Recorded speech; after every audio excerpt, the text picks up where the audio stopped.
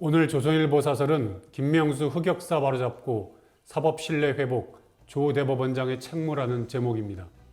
조희대 신임 대법원장이 11일 취임했습니다. 지난 9월 김명수 전 대법원장 퇴임 후 자리가 공석이 된 지 77일 만입니다. 조 대법원장은 취임사에서 국민은 신속한 재판을 받을 권리를 가지는데 법원이 이를 지키지 못해 국민 고통을 가중시키고 있다며 신속하고 공정한 재판을 강조했습니다. 이는 헌법에 규정된 국민의 권리이자 판사의 책무입니다. 조 대법원장이 이를 최우선 과제로 언급한 것은 이 당연한 원칙이 전임 김명수 사법부에서 다 무너졌기 때문입니다. 김명수 사법부 6년은 우리 사법의 흑역사였습니다. 김 대법원장은 자신이 회장을 지낸 우리법, 인권법 출신 판사들을 요직에 앉히고 문재인 정권에 불리한 판결을 내린 판사들은 한직으로 보냈습니다. 대법원도 대법관 14명 중 7명을 우리법, 인권법, 민변 출신으로 채웠습니다. 전례가 없는 일이었습니다. 그 상황에서 문정권 패대선 판사들이 막무가내식 재판 지연을 벌였습니다. 조국 전 법무장관과 윤미향 의원 재판은 1심 판결까지 각각 3년 2개월, 2년 5개월이 걸렸습니다. 울산시장 선거 개입 사건은 우리법 출신 판사가 15개월간 본안 심리를 아예 진행하지 않아 1심 유죄 판결이 3년 10개월 만에 나왔습니다. 그 사이 선거 공작에 가담한 송철호 전 울산시장 등은 임기를 다 채웠습니다. 판사가 재판이 아니라 정치를 한 것입니다. 사법행정도 크게 망가졌습니다. 김명수 전 대법원장은 고법부장판사 승진제를 폐지하고 판사들이 법원장을 투표로 뽑는 법원장 후보 추천제를 도입했습니다. 이후 법원장들이 판사들 눈치 보느라 판사들의 인사평정 역할을 사실상 포기했고 열심히 일해야 할 이유가 사라진 판사들 사이에선 일주일에 3건 선고가 불문율로 자리 잡으면서 재판 지연 현상이 심화됐습니다. 김 전 대법원장 재임 기간 1심 판결이 나오지 않은 장기미제 사건이 민사소송은 3배로 형사소송은 2배로 늘었습니다. 판사들은 편해지고 국민은 고통받는 사법 포퓰리즘이었습니다. 조 대법원장에 부여된 책무는 이런 문제들을 바로잡는 것입니다. 거기에 무너진 사법 신뢰를 회복할 수 있느냐가 달려 있습니다. 인기투표로 전락한 법원장 후보 추천제는 빠른 시일 내에 폐지해야 합니다. 열심히 일하는 판사들은 승진 등 우대하고 일 안 하는 판사들은 징계하고 도를 넘으면 법복을 벗도록 해야 합니다. 인사 정상화도 시급한 과제입니다. 지금도 법원행정처 등 요직을 인권법 출신들이 독차지하고 있는데 이는 정상이 아닙니다. 김명수 사법부 시절 법원 기득권 세력이 된 판사들과 법원 노조의 반발이 있을 수 있습니다. 하지만 이들에게 적당히 타협하면 사법 신뢰 회복은 또 물 건너갑니다. 오늘의 조선일보 사설이었습니다. 오늘의 조선일보 사설은 장제원 불출마, 여의원들 나라 위한 길 숙고하길 이라는 제목입니다. 장제원 국민의힘 의원이 내년 총선 불출마를 선언했습니다. 장 의원은 역사의 뒤편에서 국민의힘의 총선 승리를 응원하겠다고 했습니다. 장 의원은 윤석열 대통령 당선인 비서실장을 지냈으며 친윤석열계에서도 핵심 중에 핵심으로 꼽힙니다. 지역구에 출마하면 당선 가능성이 높지만 국민 여론을 받아들여 불출마를 결정했습니다. 정부 탄생에 공이 있는 사람으로서 어려운 결심을 한 것입니다. 많은 국민은 여당의 모습에 실망하고 있습니다. 정권을 잡자마자 당대표와 대통령 측근들이 집안 싸움을 벌였습니다. 다툼은 지금까지 이어져 당대표 출신이 탈당을 한다고 합니다.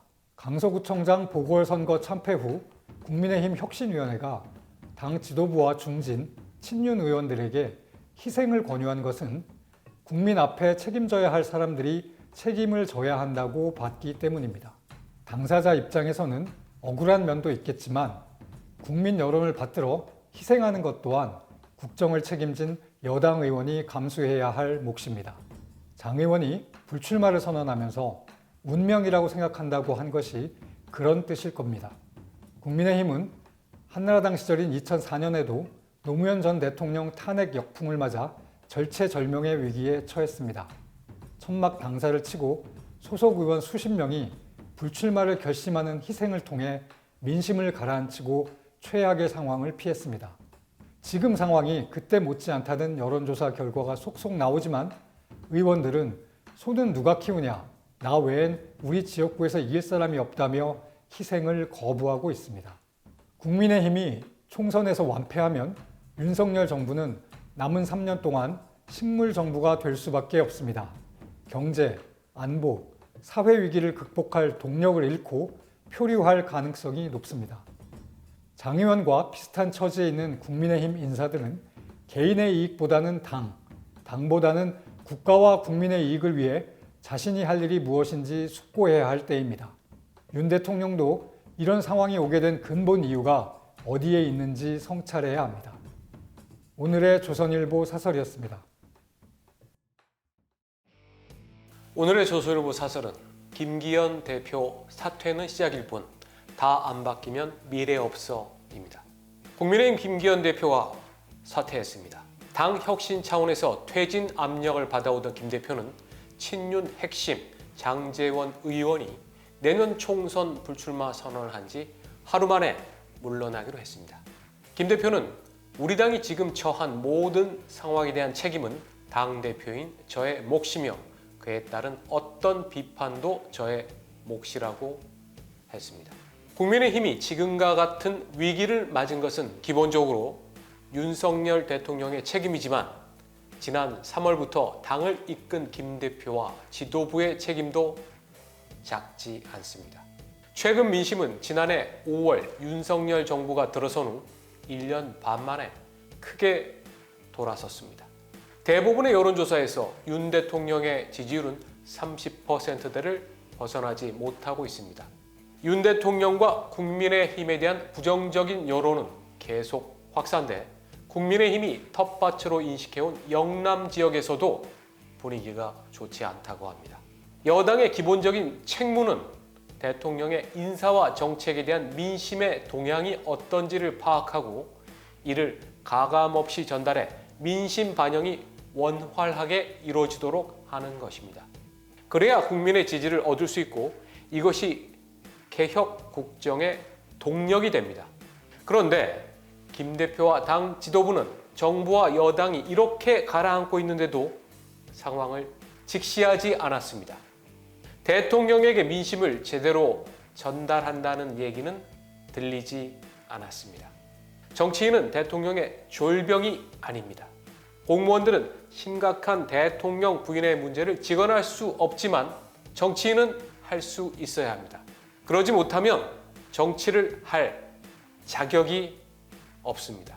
국민의힘 지도부는 서울의 강서구청장 선거에서 유죄 판결을 받은 사람을 바로 사면시켜 다시 출마시키는 무리한 일이 벌어지는데도 이를 바로잡지 못했습니다. 이 선거 참패로 출범한 혁신위가 이런 당 지도부 중진 친윤 핵심에게 물러나달라고 요구한 것은 불가피한 것이었습니다. 그런 결단 없이는 돌아선 민심을 되돌릴 수 없습니다. 김 대표의 사퇴와 장 의원의 불출마 선언은 국민의힘 변화의 계기가 될 수 있습니다. 그러나 국민이 변화를 실감하기에는 아직 갈 길이 멉니다. 그만큼 지금 정권과 민심의 거리가 멀리 떨어져 있습니다. 무엇보다 혁신적인 공천과 과감한 세대 교체로 젊은 세대를 전면적으로 국민 앞에 내세워 나라의 미래를 보여줘야 합니다. 그런 점에서 정부에서 장차관을 했거나 대통령실 요직에 있던 이들이 당선되기 쉬운 지역구 쇼핑에 나서는 행태는 비판받아 마땅합니다. 한국 정치 역사에서 국민 시선을 두려워하며 자신을 희생하고 변화한 정당은 국민의 선택을 받았고 아닌 정당은 사라졌습니다. 오늘의 조선일보 사설이었습니다. 오늘의 조선일보 사설 제목은 이 대표 눈엔 도발로 우리 국민 죽인 게 북이 아니고 우리 정부인가입니다. 더불어민주당 정청래 최고위원은 지난 13일 최고위원회의에서 집권여당이 제2의 총풍 사건을 일으키지 않을까 걱정된다며 윤석열 정권의 퇴행적 모습을 봤을 때 충분히 상상할 수 있다고 했습니다. 그러자 이재명 대표도 국내 상황이 어려운 점을 타개하기 위해 다시 무슨 조직 사건을 들고 나오지 않겠느냐는 우려도 참 많다며 특히 휴전선을 중심으로 국지적 충돌을 유도하려고 한다는 걱정이 참으로 많다고 했습니다. 그러면서도 근거는 아무것도 제시하지 않았습니다. 이른바 총풍 사건이 있었던 1990년대와 지금은 남북관계가 완전히 다르다는 사실은 민주당이 잘 알 것입니다. 김정은 정권이 한국 정부를 위해 휴전선에서 도발을 일으켜준다는 것은 영화 속에서나 가능한 일입니다. 더구나 이제는 북이 도발하면 민주당이 더 유리한 것이 한국 정치 상황입니다. 천안함 폭침으로 남북관계가 악화되자 당시 선거에서 민주당이 전쟁이냐 평화냐는 슬로건으로 큰 이득을 봤습니다. 지금 북이 도발하면 민주당은 또 전쟁이냐 평화냐를 들고 나올 것이고 효과를 볼 것입니다. 만약 국민의힘이 북과 잘 통하는 민주당이 휴전선에서 북의 도발을 유도할 우려가 있다고 한다면 뭐라고 하겠습니까? 민주당과 이 대표의 눈에는 연평도 포격으로 우리 국민 4명을 죽인 북한의 도발도 우리 정부의 유도에 따른 것으로 보이는지 궁금합니다. 휴전선에 목함 지뢰를 매설해 젊은 우리 장병들을 희생시킨 북한 도발도 그런 것으로 보입니까? 천안함 폭침으로 우리 장병 40여 명을 떼죽음시킨 것도 우리 정부가 유도한 것입니까? 핵을 개발해 대한민국을 없애버리겠다고 위협하는 것도 한국 정부의 사주에 따른 것으로 생각합니까? 실제 도발을 일으켜 우리 국민을 해치는 북의 범죄에는 눈을 감고 엉뚱하게 우리 스스로에게 손가락질하는 무책임한 행태는 아무리 선거 정략이라도 이제는 그만둬야 합니다. 오늘의 조선일보 사설이었습니다. 오늘의 조선일보 사설은 이 대표 캠프에선 고문치사범 정도는 별것 아닌가입니다. 더불어민주당의 공직선거 후보자 검증위원회는 15일 조선대 총학생회장 시절 민간인 고문치사 사건으로 유죄 판결을 받았던 정의찬 씨에 대한 재심사에서 부적격 판정을 내렸습니다. 이재명 대표의 특보로 전남, 해남, 완도, 진도에서 출마 준비를 해온 정 씨에 대해 전날 공직 후보 적격 이런 판정을 내렸다가 고문치사범이 국회의원이 될 수 있느냐 이런 비판 여론이 커지자 하루 만에 번복한 것입니다. 90년대 친북 학생운동을 이끈 한총련 산하 남총련의 의장이었던 정특보는 1997년 이종곤 고문치사 사건으로 징역 5년형을 선고받았습니다. 당시 남총련 간부 등이 대학생 행세를 하던 이종곤 씨를 경찰 프락치로 보고 집단 폭행, 고문해서 사망하게 한 후에 사건 경위를 조작한 사실이 경찰 조사로 드러났습니다. 이 대표는 논란이 커지자 규정을 잘 못 본 업무상 실수라고 했습니다. 이는 거짓말이라고 할 수밖에 없습니다. 이 고문치사는 운동권 내에서 유명한 사건으로 모르는 사람이 없습니다. 더구나 정의찬 씨는 2021년 4월 이 대표가 경기도지사였을 때 수원 월드컵 경기장 관리재단의 사무총장으로 기용됐다가 고문치사 사실이 알려지면서 4개월 만에 사임했습니다. 이 대표가 이를 모를 리 없습니다.